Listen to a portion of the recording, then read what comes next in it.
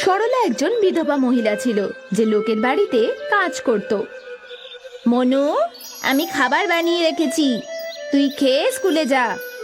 আজ স্কুল থেকে সোজা বাড়িতে আসবি, তোর ওই বাজে বন্ধুগুলোর সাথে ঘুরিস না। হ্যাঁ মা, ঠিক আছে। সরলা সকাল সকাল বাড়ি থেকে বেরিয়ে যেত। তারপরে মনু উঠে তৈরি হয়ে স্কুলে যাওয়ার জন্য বেরোতো। বাড়ি থেকে বেরোলেই ওর দুটো উড়নচণ্ডী বন্ধু দাঁড়িয়ে থাকতো। আরে মনু, আজকে তোর এত সময় লাগলো কেন রে? তোকে তো বলেছিলাম না, আজকে আমাদের তাড়াতাড়ি যেতে হবে, পথে ওই আম গাছ থেকে আমরা আম পাড়বো। হ্যাঁ, আমিও জানি, কিন্তু কারোর গাছের আম পাড়াও তো চুরি করা, তাই না? এটা তোকে কে বলেছে? যে ধরা পড়বে সে চোর। আমরা ওখান থেকে আম পাড়বো আর তারপর ওখান থেকে পালিয়ে যাব। আহা, কিন্তু আমাদের জন্য তো গাছের মালিকের লোকসান হবে, তাই না? হোক না, আমাদের কি? আমরা তো শুধু মিষ্টি মিষ্টি আম খাবো। এখন তুই বাজে জ্ঞান দিস না, চল আমাদের সাথে। পাপ্পু আর বান্টি মনুকে ওই আম গাছের কাছে নিয়ে গেল। গাছে প্রচুর পাকা আম ঝুলছিল।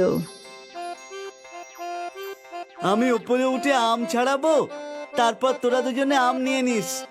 ঠিক আছে। পাপ্পু বাড়ির পাঁচিলের সাহায্যে গাছে উঠে গেল। তারপর পাকা আম পাড়তে লাগলো, আর নিচে দাঁড়ানো বান্টি আর মনু আম কুড়াতে লাগলো। পাপ্পু অনেকগুলো আম পেড়ে নিল। হঠাৎ বান্টি দেখলো যে একটা লোক লাঠি নিয়ে সেই দিকেই আসছে। ওই পাপ্পু, নিচে নেমে আয়, মনে হয় গাছের মালিক এসে গেছে। ওরে বাবা রে! পাপ্পু ফট করে মাটিতে লাফ দিল। তারপর তিনজনে দৌড়াতে লাগলো, কিন্তু দূর পর্যন্ত ওই লোকটা ওদের পিছু করলো, কিন্তু ক্লান্ত হয়ে থেমে গেল। তিনজন দৌড়ে পার্কে পৌঁছালো।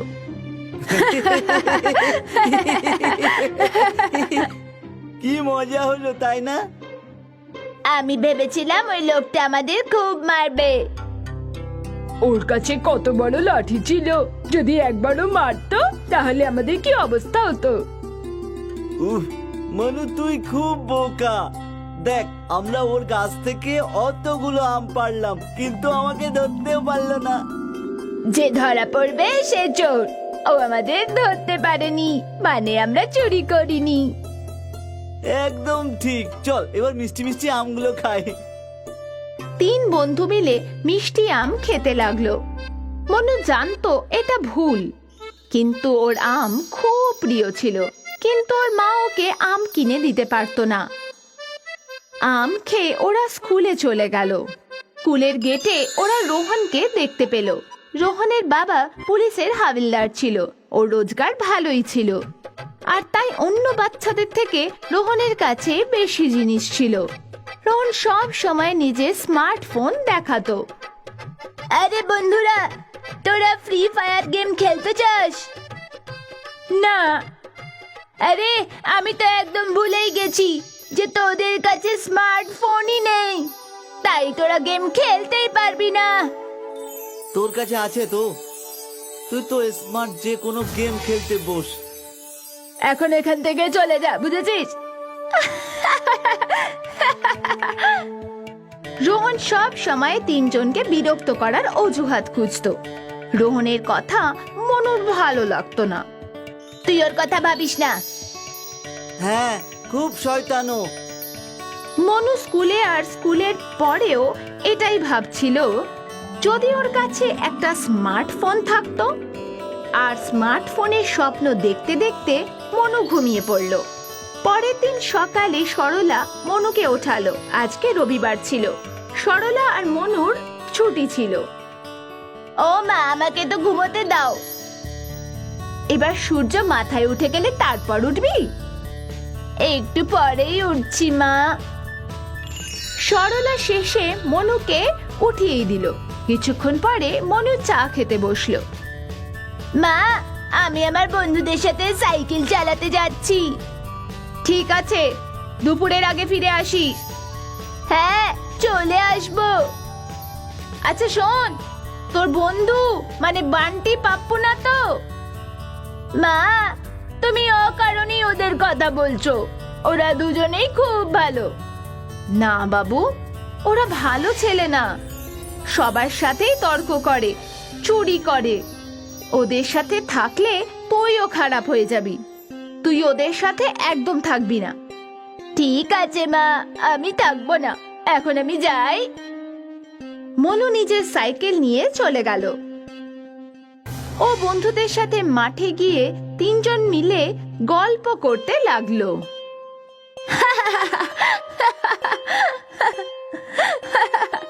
পাপ্পু আর বান্টি কথা বলছিল। তখনই মনু নজর ঝাড়ের মধ্যে চকচক করছিল একটা জিনিসের উপর পড়লো। মনু জিনিসটা ওঠালো, দেখলো এটা একটা স্মার্টফোন। মনে হচ্ছে কারোর ফোন পড়ে গেছে। বান্টি আর পাপ্পু ওর কাছে এলো। স্মার্টফোন নয়, আইফোন। আরে বা, তোর তো দারুণ ব্যাপার। তুই স্মার্টফোনের জন্য আকুল হয়ে যাচ্ছিলি না, তাই ভগবান তোকে আইফোন দিয়ে দিয়েছে। কিন্তু এটা কি আমার নাকি? এটা তো অন্য কারোর। আমাদের উচিত এটা মালিককে ফিরিয়ে দেওয়া। ওই গাধা, তুই পেয়েছিস তাই তোর ওটা। ভগবান এটা তোকে দিয়েছে, তো তোরই এটা। আইফোনে তো দারুণ সব গেম থাকবে। বান্টি আর পাপ্পু ওই আইফোনটাতে গেম খেলতে লাগলো, তারপর ভিডিও দেখতে লাগলো। এইভাবেই কয়েক ঘন্টা কেটে গেল। এবার আমায় বাড়ি ফেরা উচিত, মা অপেক্ষা করছে মনে হয়। আরে এটা নিয়ে যা, এটা তোর আইফোন। পাপ্পু ওই আইফোনটা মনুকে দিয়ে দিল। মনুর আইফোনটা খুব পছন্দ ছিল, তাই ও ওটা রেখে দেবে ভাবলো। সারা রাস্তা ও আইফোনটা দেখছিল। মনু আইফোনটা নিয়ে বাড়িতে এলো। ও আইফোনটা বাড়িতে লুকিয়ে রাখলো। তোর জন্য তোর প্রিয়র আলুর পরোটা বানিয়েছি, হাত পা ধুয়ে চলে আয়। আসছি মা। মনু খাবার খেতে বসে পড়ল।